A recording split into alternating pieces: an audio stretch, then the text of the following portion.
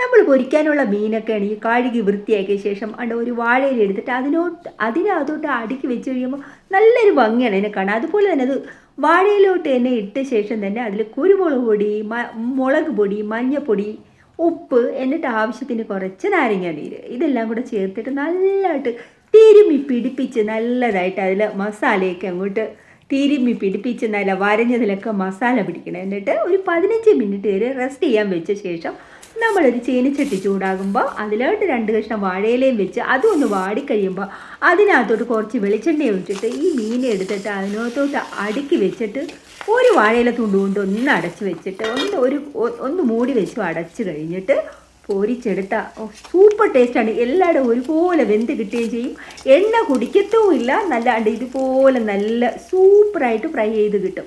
നല്ല ഇതിൻ്റെ പ്രത്യേകത എന്ന് പറഞ്ഞാൽ ഇത് കരിഞ്ഞ് മുകളിൽ പിടിക്കുകയൊന്നുമില്ല കേട്ടോ. ഈ